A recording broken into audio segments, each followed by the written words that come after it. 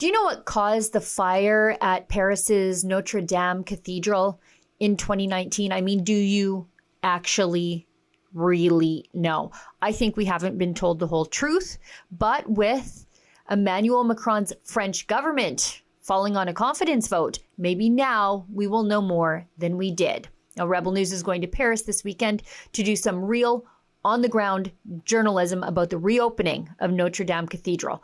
We're going to ask those in Paris and the pilgrims who have come to see the restoration of what was once the world's most visited monument, what they think the real story of the near destruction of Notre Dame Cathedral really is. Follow us and support our independent journalism at NotreDameRestored.com. Our mission at Rebel News is to tell the other side of the story. We do that by following the facts wherever they lead us, even if they lead us someplace inconvenient.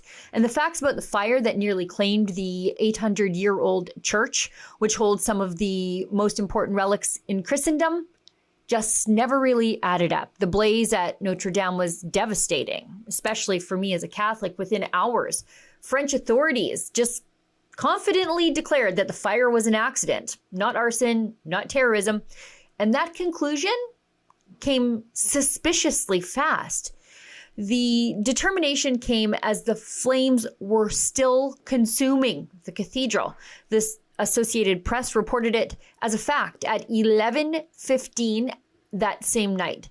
Investigators didn't even entertain the possibility of arson or terrorism.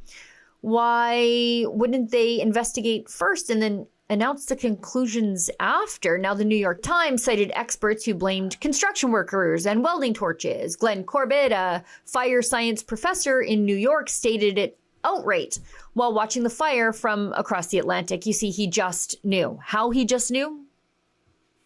I don't know.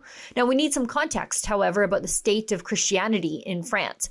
Another cathedral, Saint-Sulpice, had been torched weeks earlier.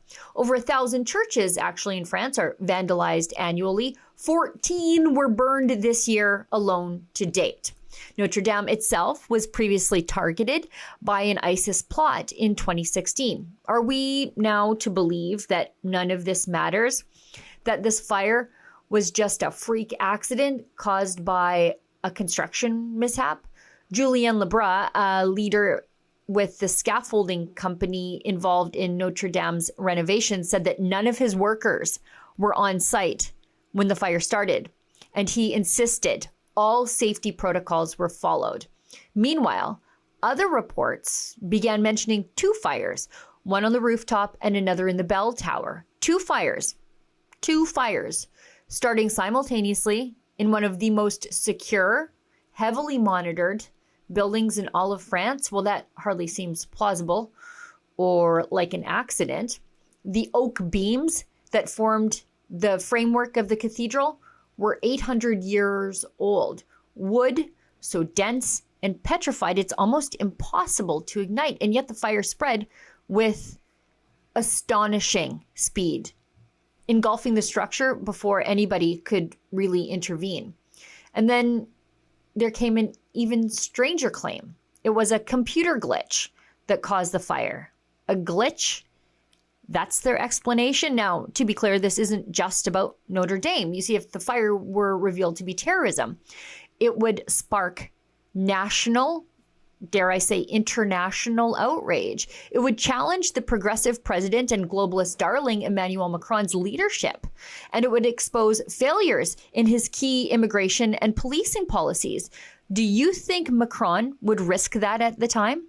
I don't.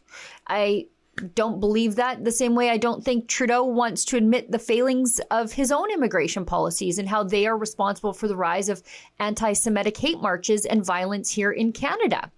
Would Macron suppress the truth to maintain control? I think that's as strong a possibility as any other scenario officially floated here. But of course, this is speculation. But it's speculation born of, I think, healthy distrust of government institutions. Even Philippe Villeneuve, the cathedral's former chief architect, expressed shock at the fire's rapid spread, despite the building's advanced safety systems. Vous dites, ce type de bois ne brûle pas comme ça. Bah non. Vous savez, du chêne qui a 800 ans, c'est très dur. Essayer d'en faire brûler, enfin moi j'ai jamais essayé. Mais du vieux chêne. If he is shocked, well, why aren't we? If the fire was truly accidental, it's a tragedy. But if it wasn't, and the truth is being covered up, I think that's far worse. It feeds the idea that the government and the media cannot be trusted, that they serve their own agendas, the government's agendas, at the expense of the public. That's a dangerous place for society to be. And I think after COVID, we might be firmly there. So what do I think? I don't actually know what caused the fire, but I think we must not settle for only knowing as much as we know now. That's not good enough. And that's why Alexa Lavoie and I are going to Paris. Do the people of Paris buy the official narrative being fed to them, or are they skeptics too?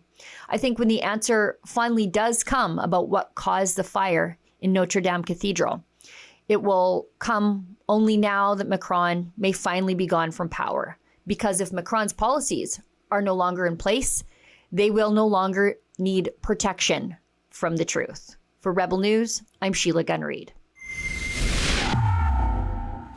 My friend and colleague Alexa Lavoie and I are off to Paris to cover the reopening of the Notre Dame Cathedral. I'm not satisfied with the official explanation that we may never know what caused the fire. Is it something more sinister, or was it an accident? I think we're allowed to ask the questions, and I plan to ask the people of Paris. To support our independent journalism and to see all of our coverage, please go to NotreDameRestored.com.